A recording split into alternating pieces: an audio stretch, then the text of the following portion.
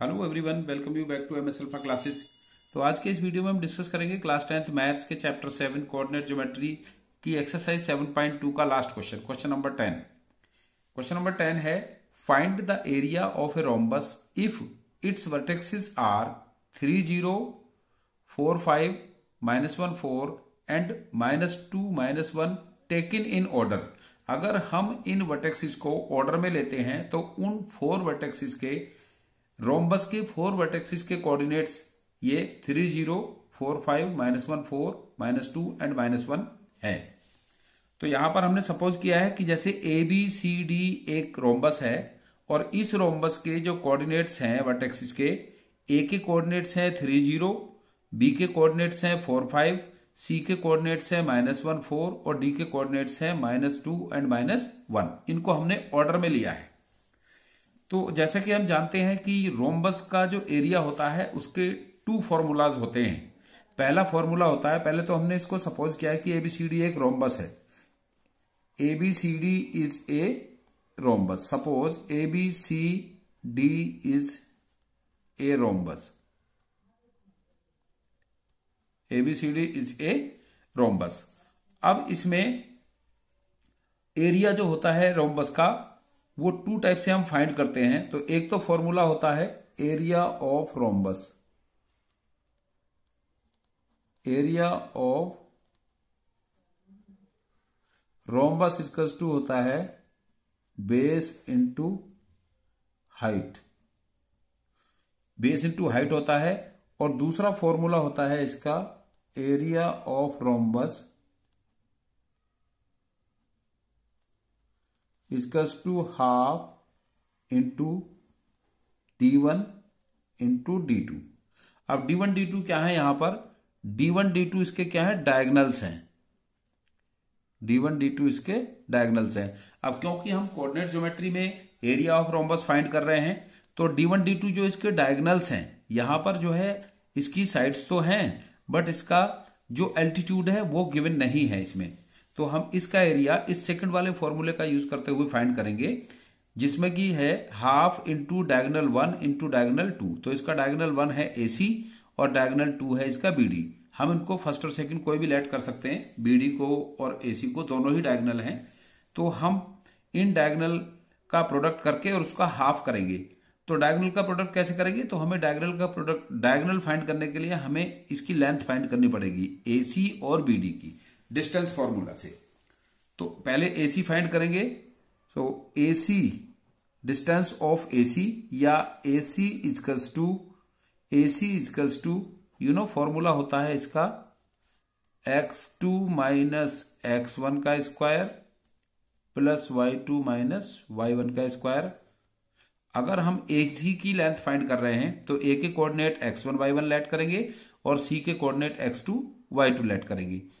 तो इसके लिए x2 की वैल्यू कितनी हो गई? -1 और x1 की वैल्यू 3। तो -1 और -3, -1 और -3 का होल स्क्वायर प्लस y2 की वैल्यू 4 और y1 की वैल्यू 0। सो 4 - 0 का होल स्क्वायर और उसका under root.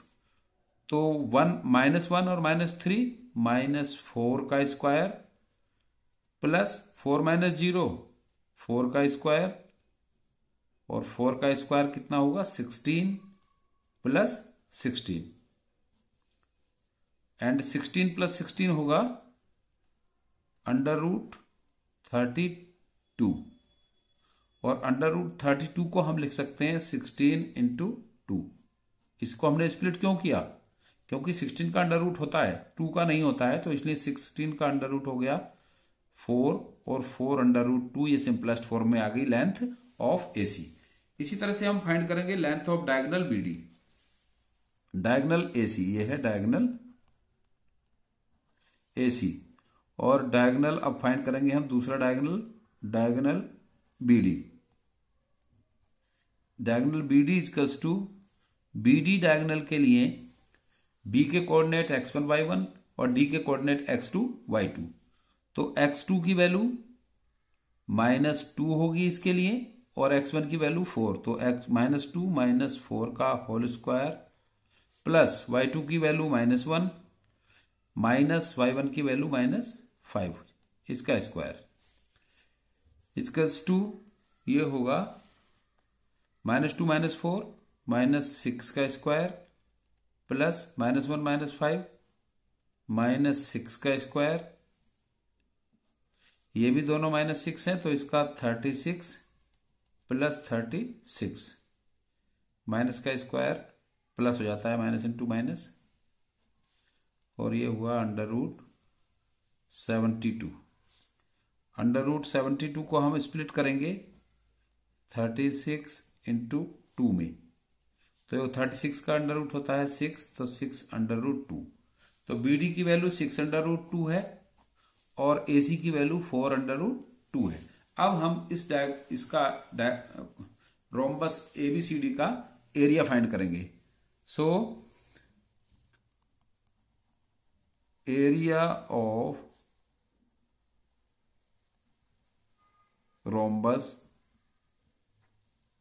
ABCD equals to half into first diagonal है इसका AC इंटू सेकेंड डायगोनल है BD, हाफ इंटू AC की लेंथ आई है 4√2 इंटू BD की लेंथ आई है 6√2।